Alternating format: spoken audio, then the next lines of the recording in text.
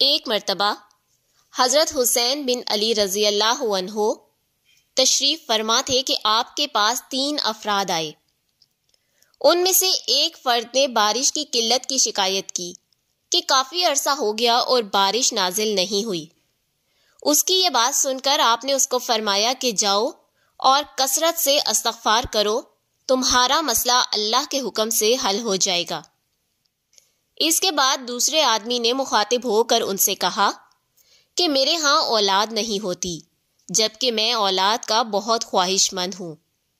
اس کی یہ بات سن کر حضرت امام حسین نے اس کو بھی یہی نصیحت کی کہ جاؤ اور کثرت سے استغفار کرو اور اللہ کے حکم سے تمہارا مسئلہ حل ہو جائے گا۔ اس آدمی کے وہاں سے جانے کے بعد تیسرا آدمی اٹھا اور آ کے آپ کے پاس بیٹھ گیا اور شکوہ کرنے لگا کہ میری زمین میں قحط پڑ گیا ہے، اور یہ کہ غلہ پیدا ہی نہیں ہوتا، اور اگر غلہ پیدا ہو تو بہت کم ہوتا ہے۔ حضرت حسین نے اس کی بات سنی اور اس کو کہا کہ جاؤ اور کثرت سے توبہ اور استغفار کرو، اور اگر اللہ چاہے گا تو وہ تمہارا مسئلہ ضرور حل کر دے گا۔ وہ آدمی آپ کی یہ نصیحت سن کے وہاں سے چلا گیا۔ اس کے جانے کے بعد آپ کے آس پاس موجود لوگوں نے کہا کہ اے نواسہ رسول، تینوں افراد 3 مختلف شکایات لے کر آئے تھے، مگر آپ نے تینوں کو ایک ہی جواب دیا ہے۔ آپ نے فرمایا کیا تم نے اللہ کا وہ فرمان نہیں پڑھا؟ اپنے رب سے اپنے گناہ بخشواؤ اور معافی مانگو، وہ یقیناً بڑا بخشنے والا ہے۔ وہ تم پر آسمان کو خوب برساتا ہوا چھوڑ دے گا اور تمہیں خوب مال و اولاد میں ترقی دے گا، اور تمہیں باغات عطا کرے گا اور تمہارے لیے نہریں نکالے گا۔ ایک مرتبہ حضرت حسین بن علی رضی اللہ عنہ تشریف فرما تھے کہ آپ کے پاس 3 افراد آئے۔ ان میں سے ایک فرد نے بارش کی قلت کی شکایت کی کہ کافی عرصہ ہو گیا اور بارش نازل نہیں ہوئی۔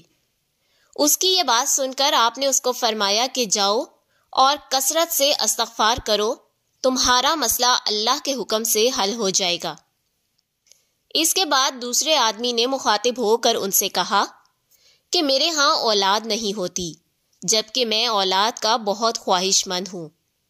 اس کی یہ بات سن کر حضرت امام حسین نے اس کو بھی یہی نصیحت کی کہ جاؤ اور کثرت سے استغفار کرو اور اللہ کے حکم سے تمہارا مسئلہ حل ہو جائے گا۔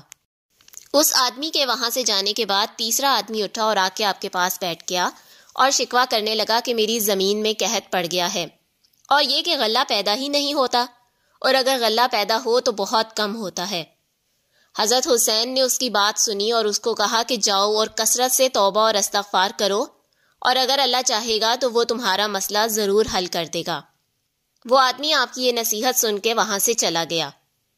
اس کے جانے کے بعد آپ کے آس پاس موجود لوگوں نے کہا کہ اے نواسہ رسول، تینوں افراد 3 مختلف شکایات لے کر آئے تھے، مگر آپ نے تینوں کو ایک ہی جواب دیا ہے۔ آپ نے فرمایا کیا تم نے اللہ کا وہ فرمان نہیں پڑھا؟ اپنے رب سے اپنے گناہ بخشواؤ اور معافی مانگو، وہ یقیناً بڑا بخشنے والا ہے۔ وہ تم پر آسمان کو خوب برساتا ہوا چھوڑ دے گا اور تمہیں خوب مال و اولاد میں ترقی دے گا، اور تمہیں باغات عطا کرے گا اور تمہارے لیے نہریں نکالے گا۔